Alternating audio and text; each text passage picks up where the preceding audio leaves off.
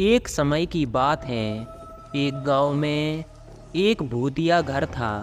गांव वाले डर की वजह से उस घर के आसपास बिल्कुल भी नहीं जाते थे। गांव वालों का मानना था कि उस घर में एक जादूगर लड़की की आत्मा रहती है।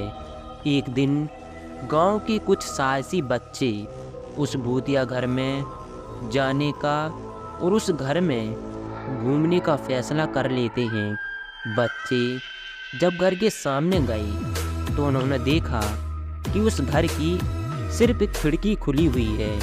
घर के मेन दरवाजे बंद थे, जिसकी वजह से उन सबको उस घर की खिड़की से घर के अंदर जाना पड़ा।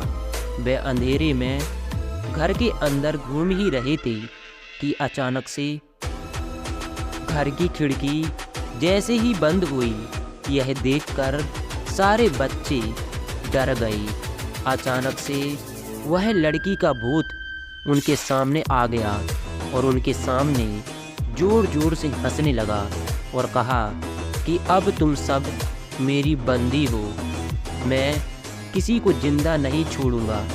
बच्चों को डर की मारे कुछ समझ नहीं आ रहा था, लेकिन फिर भी वह हिम्मत नहीं हारी और सब एक साथ मिलकर बाहर निकलने का रास्ता ढूंढने लगे।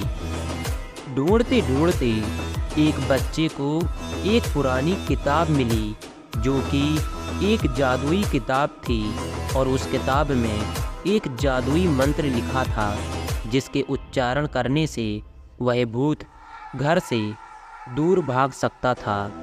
बच्चों ने मिलकर उस मंत्र को पढ़ना शुरू कर दिया। अचानक से एक रोशनी घर के अंदर आई और उस भूत को साथ ले गई।